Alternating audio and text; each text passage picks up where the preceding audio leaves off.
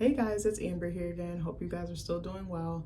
I had another video idea and I was like, let me go ahead and just kind of talk about it while it's still on my mind. So I had a good conversation with a close friend of mine. We talked about experiencing sexism in the workplace and how, again, I kind of referenced this in the code switching video, how you kind of have to deal with violent shit happening to you all day long and you can't do anything about it. So I was like, damn, I was like, how come our parents never prepared us for this? But I was like, how do you have that conversation? How do you approach that? And how do you explain something that hasn't happened to you yet? Or maybe hasn't happened on the scale that it does in the workplace compared to other settings like the education or academic space.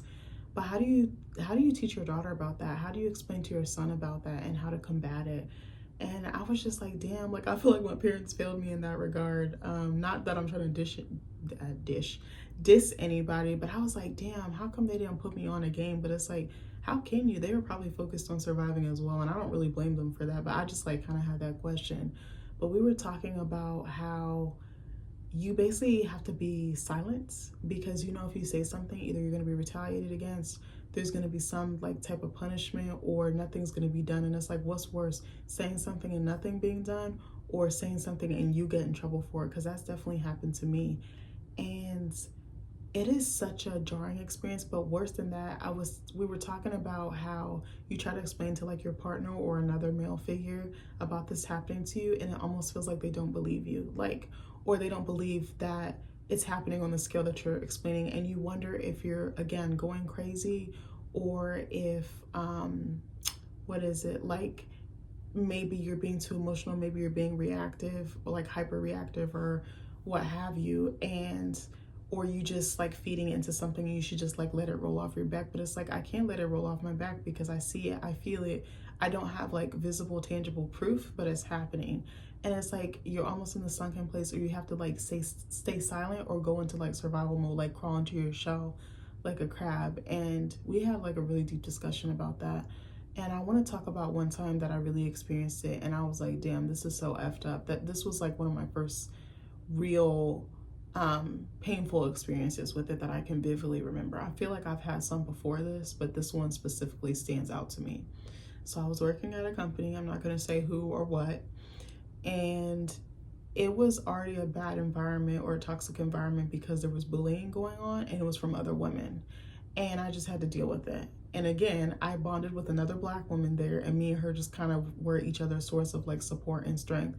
And we're still friends to this day, ironically. So there was a gentleman who, I don't even want to say gentleman. There was a guy who used to deliver there. He was a UPS driver or delivery man, whatever you want to call it, courier, whatever. So he used to deliver there, and he kind of would make passes at me, but I don't think I was catching it, or maybe I just was like letting it roll off my back because I was like, again, I'm in a committed relationship. This was just when me and Nick were dating, but we were living together at the time. Like we had just started living together, or we're getting ready to make the transition too. And I remember I was just nice to him. Like, I'm a super nice person, I'm friendly, and I think sometimes men mistake that for, oh, she wants me, this, that, and the third. And it's like, no, baby, I don't. I have a whole husband, like, he fine as fuck. I don't want anybody else. Like, I have tunnel vision. I only see Nick, and Nick only sees me. He don't play about his wife, and his wife don't play about him. So I remember he gave me, like the little like slips, I don't want to say return slip, like the little tracking slip or whatever, or like a little note that goes with a package.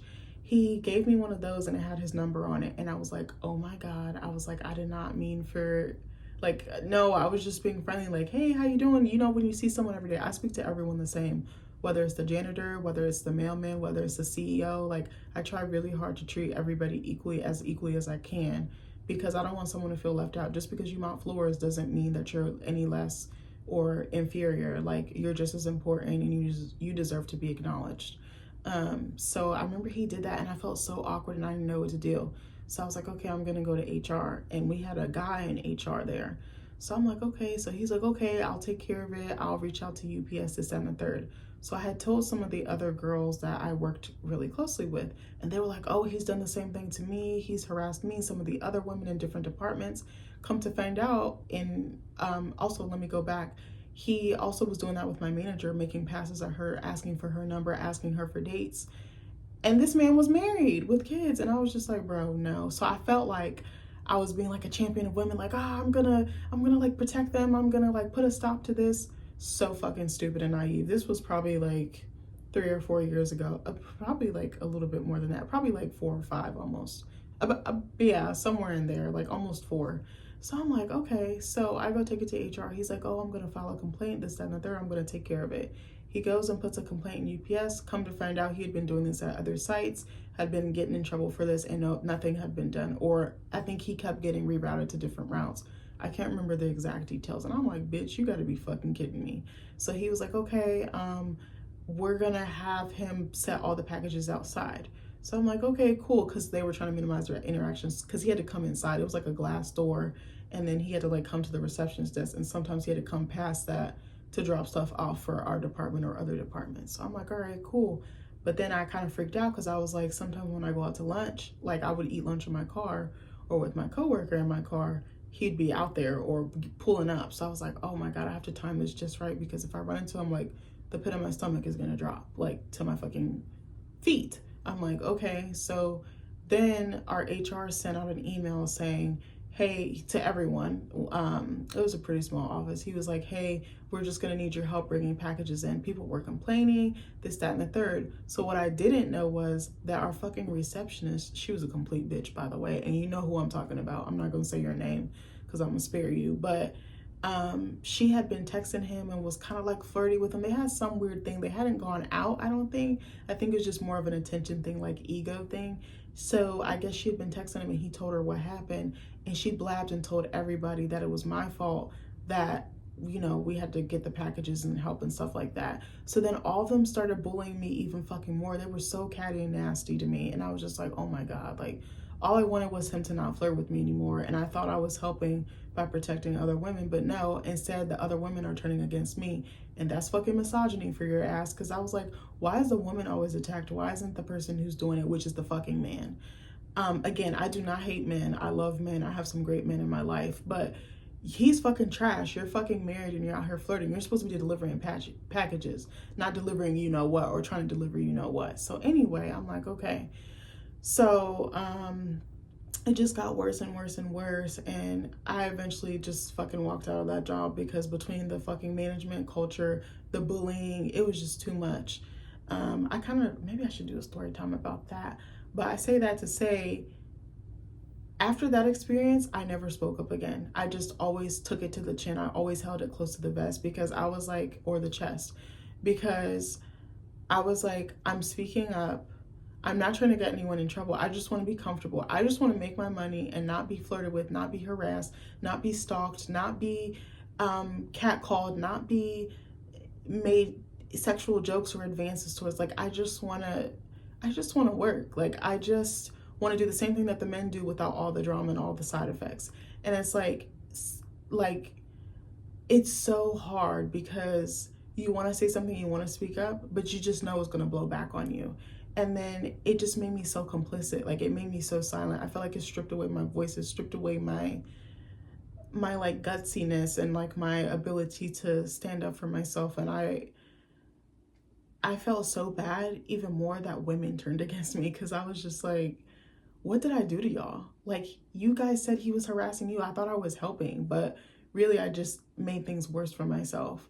I was only at that job for like 2 or 3 months, but it runs so deep, and trying to explain it to men, and then they like dismiss you, or are you sure, or it's not that bad, or just deal with it, like don't quit, just keep going to an environment that like fucking suffocates me, that fucking chokes me, that asphyxiate. Oh God, I can't say the word. It's like ASPHYXIATES,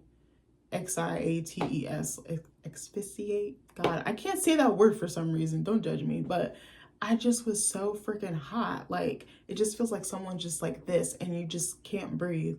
And, you know, and then what's worse is when you have people in management that are sexist too, because they don't see anything wrong with it. And this friend has confided in me that their work situation has been riddled with sexism, and they can't do anything about it. And I just want to like be like, come here, like I want to protect her, but it's like there's nothing I can do. And it's like, what do I tell her to do? What do I How do I encourage her? How do I uplift her? I can't promise her that it's not going to happen again because that's not the truth. A lot of companies, unfortunately, are sexist. And that is one of the biggest hurdles to deal with in corporate settings. I just really wanted to talk about it. And I, again, don't want to bash anybody. I don't want to single anyone out specifically. I just wanted to let other women know that you are not alone. I have experienced it too, and I'm rooting for you. And if you need to walk away from a situation because it's too unbearable and you are being harassed, please do. Don't risk it for your mental or physical safety or well-being. I love you guys, and so sorry to get so deep and dark real quick, but it was on my heart, and I want to tell my friends that I see you, I believe you, and that I hope it gets better, whether that's you getting another job, whether that's you pursuing a passion that maybe isn't the traditional or stable route in terms of income or benefits or 40 hours a week, but I really believe you, and I'm rooting for you, and I love you. I love you guys, and I hope you have a great night. Bye.